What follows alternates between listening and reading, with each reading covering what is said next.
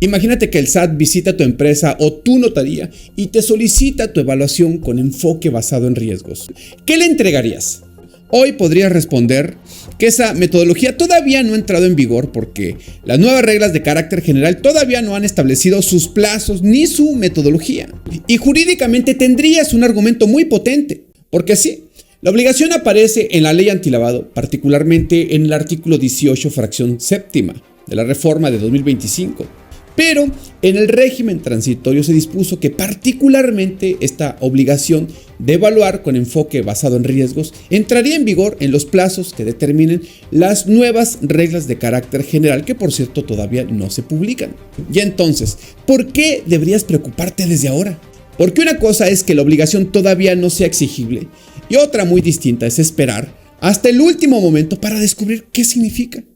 Hoy se cumple el plazo que tenía la autoridad para modificar las reglas de carácter general. Y cuando finalmente sean publicadas, comenzará a correr el reloj para todos los sujetos obligados que realizan actividades vulnerables. Y entonces empezarán las preguntas. ¿Qué riesgos debo evaluar?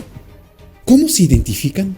¿Cómo se miden? Mira, esperar puede ser una defensa jurídica, y eso lo sé, pero no es una estrategia de cumplimiento. Por eso, en este episodio de Legalmente, vamos a adelantarnos un poquitito. Y obviamente no podemos adivinar lo que van a decir las nuevas reglas de carácter general. Pero lo que sí puedo hacer es mostrarte cómo funciona el enfoque basado en riesgos dentro de las instituciones financieras conforme al modelo que ha establecido la Comisión Nacional Bancaria y de Valores. De lo que hablo es que vamos a ver por adelantado la lógica de la obligación que está por llegar. Mi promesa para ti es que al terminar este episodio vas a entender qué significa identificar un riesgo, cómo medirlo, cómo evaluar tus controles y determinar qué riesgo sigue presente. Ahora, déjame preguntarte algo. ¿Qué es más peligroso? ¿Tener un riesgo o no saber que lo tienes? Ya es lógico que el riesgo que entra a tu radar, te enfocas, lo resuelves y terminas finalmente administrándolo. Pero los riesgos que ignoran son los que terminan destruyendo finalmente una organización. El siguiente ejemplo que te voy a compartir no tiene nada que ver con PLD, pero sí es muy ilustrativo. ¿Sabías que Kodak inventó la cámara digital en 1975?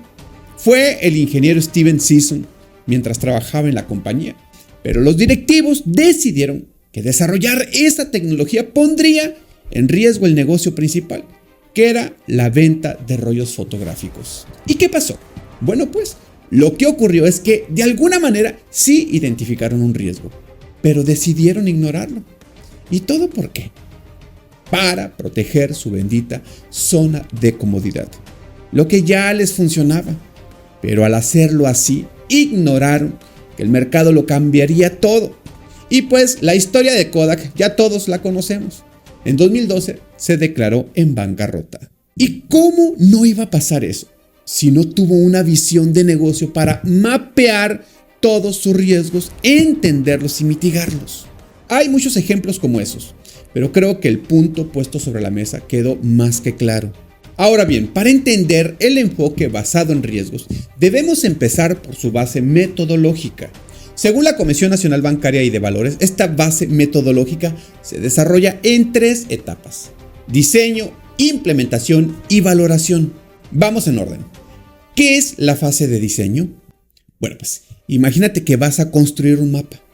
Antes de evaluar a un cliente o de revisar una operación, necesitas definir las reglas del juego. No puedes gestionar un riesgo que no has aprendido a identificar. Para diseñar este mapa, debes completar 3 procesos fundamentales. Número 1, identificar los riesgos. Cada negocio es distinto. Debes conocer qué aspectos de tu operación te hacen vulnerable hoy. Por eso debes responder estas preguntas. ¿Qué tipo de servicios ofreces? ¿Quiénes son tus clientes? ¿Operas en zonas geográficas complicadas? Al identificar esto, no solo señalas el riesgo, sino que estableces indicadores, que no son otra cosa más que las señales claras que te avisan cuando un riesgo está presente en tu compañía o en tu notaría. Si el indicador es una estructura corporativa compleja, sabrás que esa operación requiere de un análisis más profundo. Número 2. Medir los riesgos. No todos los problemas tienen el mismo peso. Medir constantemente consiste en asignar un valor a cada riesgo, según su importancia.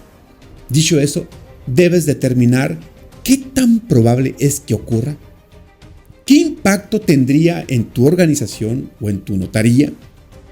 Recuerda que esta medición debe ser proporcional. No necesitas el mismo sistema complejo de un gran banco si tu operación es pequeña. Lo importante es que tu método sea lógico y esté bien documentado.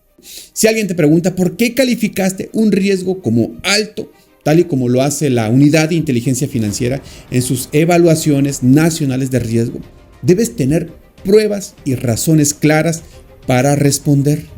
Número 3. Definir los mitigantes, es decir, tus controles. El riesgo nunca desaparece por completo, pero se puede controlar. Los mitigantes son las herramientas que usas para mantener el riesgo a un nivel aceptable, en condiciones de riesgo tolerable. Y aquí incluimos, por ejemplo, las políticas internas, los procesos de verificación de identidad que tú ya conoces, la capacitación constante para tus empleados. Recordemos que esto ya viene como parte de las obligaciones ampliadas del artículo 18 de la LFPORP. Y en resumen, el diseño son como los planos de tu sistema. Has definido en este punto qué buscar, cómo medirlo y qué medidas debes tomar para reducir tus riesgos, para reducir el peligro, para mitigarlo. Has construido la lógica en esta parte del diseño, pero todo sigue estando todavía en papel. Por eso, lo que sigue ahora es que debemos probar si este diseño realmente funciona en el día a día, en la práctica de tu operación. Estamos listos para pasar a la siguiente fase de la metodología para evaluar con un enfoque basado en riesgos. Esta segunda fase es la de implementación. Como dijimos, hasta este punto ya diseñaste una metodología, elegiste los riesgos y planeaste los controles. Todo esto ocurre en papel. Digamos que tenemos un proyecto ejecutivo, pero ahora debemos demostrar que realmente esto funciona en tu operación diaria. Implementar es medir tu operación real y descubrir tu exposición al riesgo. Según la Comisión Nacional Bancaria y de Valores, no evaluamos riesgos en abstracto, sino sobre elementos críticos. ¿Y cuáles son estos elementos críticos?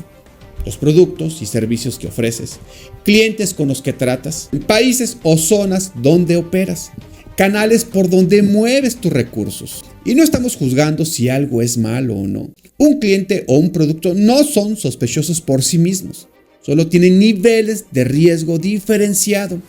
Una inmobiliaria lo sabe muy bien, por ejemplo. Recibir un crédito hipotecario es muy diferente a gestionar transferencias complejas de terceros.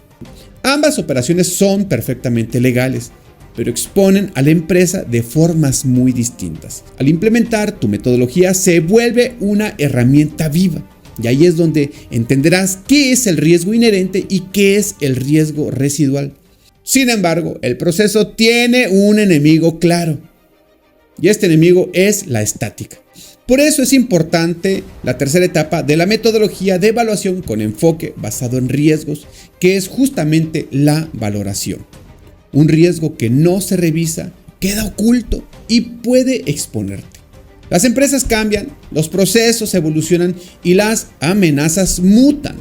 Si tu organización o tu notaría cambia, tu metodología está obligada también a cambiar. La valoración es una auditoría interna constante y debe responder a una sola pregunta. ¿Tu sistema sigue reflejando la realidad de tu empresa o de tu notaría? No cometas el error de archivar tu evaluación en un cajón. El enfoque basado en riesgos exige mejora continua. El objetivo final de esta evaluación no es solamente llenar un formato para cumplir con la autoridad, ¿no? El objetivo es que tu organización, que tu notaría no sea sorprendida por un riesgo que pudiste haber detectado a tiempo. Por eso es tan importante y no me cansaré de decirlo. ¿Conoces realmente los riesgos de tu operación? Al final, La respuesta a esta pregunta será lo único que proteja realmente a tu empresa o a tu notaría. Hermanos, conocer la ley te permite cumplir, claro. Conocer tus riesgos te permite anticiparte. Conocer tus controles te permite corregirlos. Y conocer tu propia operación te permite conservar el control. Porque lo que no conoces no lo administras. Y lo que no administras tarde o temprano termina decidiendo por ti.